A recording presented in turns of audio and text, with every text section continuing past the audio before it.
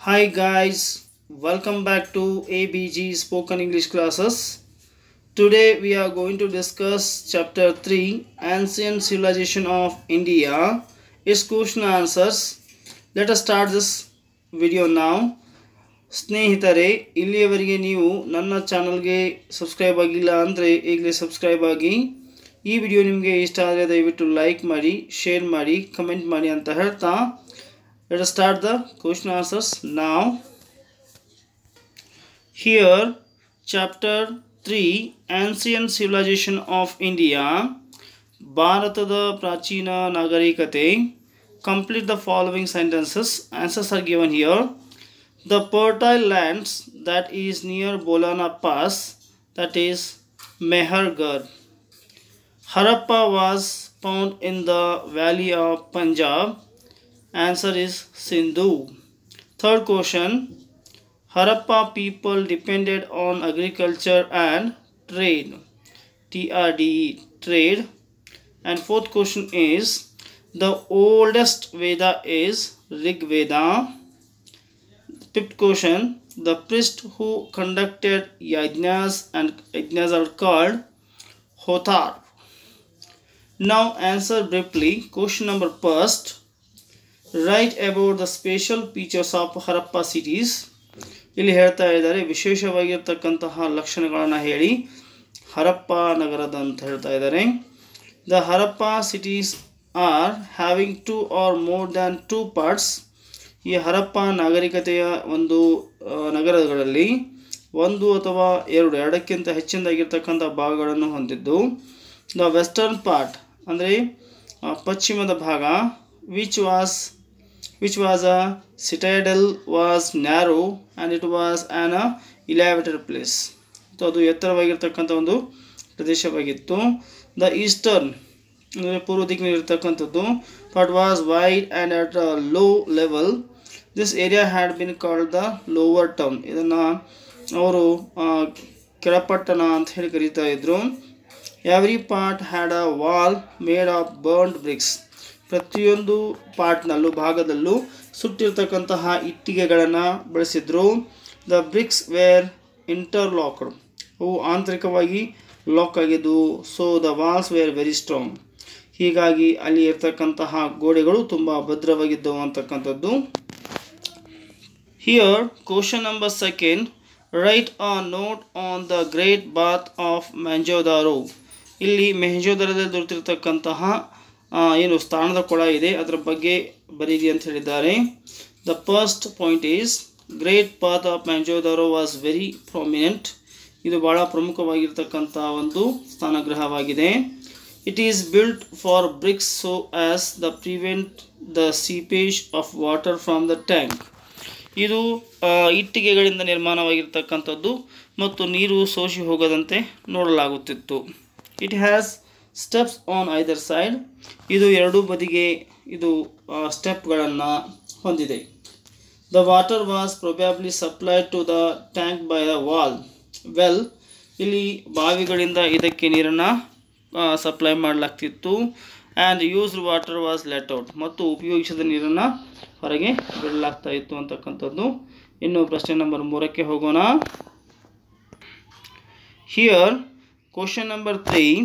How was the nature of the town planned during Harappa civilization? Harappa ನಾಗರಿಕತೆಯ ಕಾಲದಲ್ಲಿ town planning ಅಂತಂದರೆ ನಗರ ಯೋಜನೆ ಯಾವ ರೀತಿಯಾಗಿತ್ತು ಅಂತಕ್ಕಂಥದ್ದನ್ನು ಇಲ್ಲಿ ನೀವು ಹೇಳಬೇಕಾಗತ್ತೆ. The lower town of the Harappan city was meant for habitation purpose of the people. ಅದು ಮನುಷ್ಯರ ವಸತಿಗಾಗಿ ನಿರ್ಮಾಣವಾಗಿತ್ತು. The town was constructed in a systematic manner. ಬಹಳ ವ್ಯವಸ್ಥಿತವಾಗಿ ಅವುಗಳನ್ನು ನಿರ್ಮಾಣ ಮಾಡಲಾಗಿತ್ತು.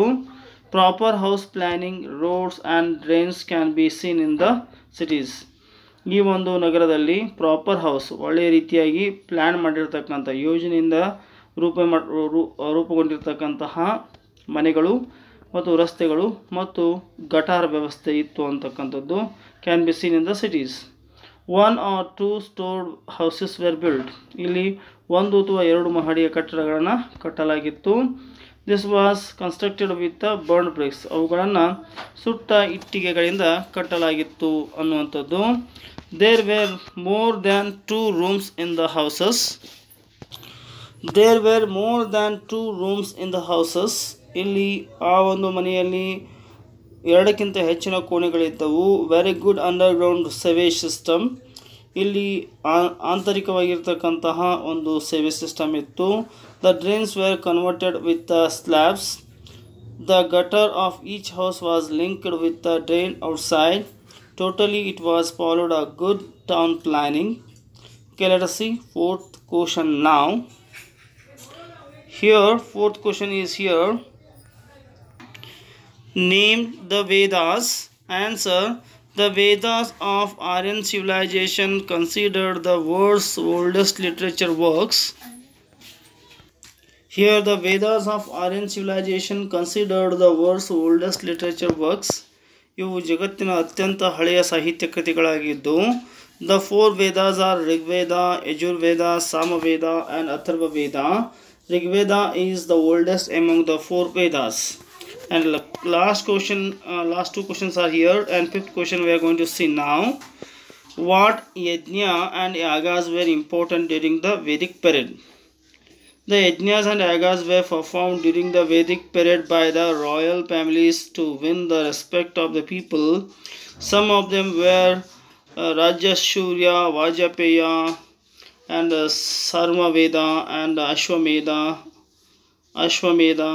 Ashwamedha was performed by the emperors to become samrats or emperor. And the sixth question is here. Name the profession of the post-Vedic period. Name the professions. Here in the Vedic period, society was divided on the basis of professions. This was the origin of the caste system. The Brahminas engaged in Vedic rituals, and Kshatriyas who assumed leadership during the battles. The Vaishyas engaged themselves in the agriculture, animal husbandry and trade. The fourth Varna is Shudra who were engaged in other professions. In the last Vedic period, many occupations were practiced. Goldsmith, basket weavers, rope weavers, cloth weavers, carpenters, potters. In addition to these, there were astrologers, musicians, flute players, dancers and merchants. These are the answers of this lesson. Okay dear students, ಇಲ್ಲಿಯವರೆಗೆ ನೀವು ನನ್ನ ಚಾನಲ್ಗೆ subscribe ಆಗಿಲ್ಲ ಅಂದರೆ ಈಗಲೇ subscribe ಆಗಿ. ಈ video ನಿಮಗೆ ಇಷ್ಟ ಆದರೆ ದಯವಿಟ್ಟು ಲೈಕ್ ಮಾಡಿ, ಶೇರ್ ಮಾಡಿ ಅಂತ ಹೇಳ್ತಾ ಧನ್ಯವಾದಗಳು.